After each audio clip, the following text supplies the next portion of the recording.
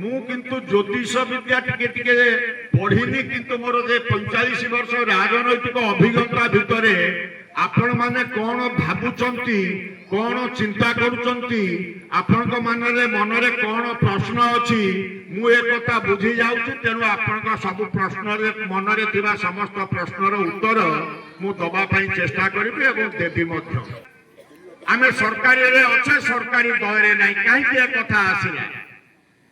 ମୋର ମନେ ଅଛି ଆପଣ ମାନଙ୍କର ଯେତେବେଳେ ବିଧାନ ନିର୍ବାଚନ ହେଲା, କହୁଥିଲେ ଜୀବନାନନ୍ଦ ମହାପାତ୍ର 12 ତାରିଖରେ ଗୋପ ବ୍ଲକରେ ଏଠି ଭାରତୀୟ ଜନତା ପାର୍ଟିରେ ମିଶ୍ରଣ ପ୍ରକ୍ରିୟା ହେଲା। ମୁଁ ସେତେବେଳେ କିନ୍ତୁ ଭାରତୀୟ ଜନତା ପାର୍ଟିରେ ମିଶି ନଥିଲି। 17 ତାରିଖରେ ଆଜିର ରାଜ୍ୟ ସଭାପତି ମନମୋହନ ସାମଲ ମହୋଦୟ ଏବଂ ଗୋଲକ ମହାପାତ୍ର ଅନ୍ୟତମ ବରିଷ୍ଠ ନେତା ଖରା ଦିନ ମୋ ଘରେ ଆସି ପହଞ୍ଚିଲେ। ଦିନ 2ଟା ବେଳେ ତମର ସମସ୍ତ କାର୍ଯ୍ୟକର୍ତ୍ତା ନିମାପଡ଼ାରେ 3 ତାରିଖରେ 7 ତାରିଖରେ ହେଇଥିଲା ମିଶ୍ରଣ ପର୍ବ, ଗୋପରେ 12 ତାରିଖରେ ହେଲା ମିଶ୍ରଣ ପର୍ବ। 17 ତାରିଖରେ ମୋ ପାଖେ ଆସିଲେ। ସମସ୍ତେ ଗଲେ ମଧ୍ୟ ଆପଣ ଯଦି ନ ଆସିବେ, ଦଳରେ ଯୋଗ ନ ଦେବେ, ତାହେଲେ ଏଠି ଭାରତୀୟ ଜନତା ପାର୍ଟି ଜିତି ପାରିବ ନାହିଁ। ତେଣୁ ଆପଣ ଭାରତୀୟ ଜନତା ପାର୍ଟିରେ ଯୋଗ ଦିଅନ୍ତୁ। ମୋ ଘରେ ଆସି ପହଞ୍ଚିଲେ ମନମୋହନ ସାମଲ, ଆଜିର ରାଜ୍ୟ ସଭାପତି ଏବଂ ଗୋଲକ ମହାପାତ୍ର, ଏବଂ ମୁଁ ନିଷ୍ପତ୍ତି କଲି 19 ତାରିଖ ଦିନ ଯୋଗ ଦେଲି, ରାଜ୍ୟ କାର୍ଯ୍ୟାଳୟରେ ଯୋଗ ଦେଲି।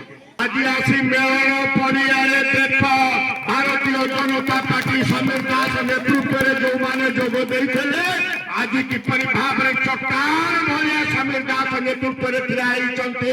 ଆଜି ସମସ୍ତଙ୍କୁ ଦେଖିବା ପାଇଁ ମୁଁ କହୁଛି, ଦୂରରେ ଥିଲେ ମଧ୍ୟ ଦେଖ।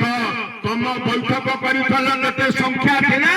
ତମେ ଯୋଉ 2-4 ଜଣ ଯାଇକିରି ଭାବୁଥିଲ ସମୀର ଦାସର ଟିମକି ଭାଙ୍ଗିଦବ, ତମେ ତାକୁ ଛୁଇଁ ପାରିନ।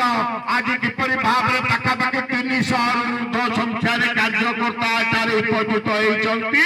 ଦୂରରୁ ରହିକିରି ଦେଖ, ଭାରତୀୟ ଜନତା ପାର୍ଟି ଜିନ୍ଦାବାଦ। ଆଜି ଭାରତୀୟ ଜନତା ପାର୍ଟି ଭିତରେ ଯୋଡ଼ାଏ ଗୋଷ୍ଠୀ, ଗୋଟାଏ ଗୋଷ୍ଠୀ DCM ନେତୃତ୍ୱରେ କାର୍ଯ୍ୟ କଲା ବେଳେ ଆଉ ଗୋଟାଏ ଗୋଷ୍ଠୀ ଆପଣ ମାନଙ୍କୁ ନେଇ ସମୀର ଦାସ ନେତୃତ୍ୱରେ ଆଜି ଭାରତୀୟ ଜନତା ପାର୍ଟିରେ କାର୍ଯ୍ୟକ୍ରମ ଅଛି। ଏବଂ ଆସନ୍ତା ଦିନରେ ଆମେ ପ୍ରମାଣ କରେଇବୁ, ତମେ କ୍ଷମତାର ଅଧିକାରୀ ଥାଅ, ତମେ DCM ଥାଅ, କିନ୍ତୁ ନାଗପୁର ପଞ୍ଚାୟତ ଲୋକ, ଗୋପ ପଞ୍ଚାୟତ ବ୍ଲକର ଲୋକ, ନିମାପଡ଼ା ନିର୍ବାଚନ ମଣ୍ଡଳୀର ଲୋକ ଆସନ୍ତା ଦିନରେ ସମୟ ତମକୁ ଉତ୍ତର ଦେବେ। ସେ ଆସନ୍ତା ଦିନଟା କେବେ? ଏବେ ଆମର ଆଉ କିଛି କାମ ନାହିଁ। ଆମେ ଭୋଟ ଦେଇଛେ, ଫଳ ବାହାରି ଯାଇଛି, ସେ ବିଧାୟିକା ହେଇଛନ୍ତି, ତେଣୁ ସେ DCM ଅଛନ୍ତି।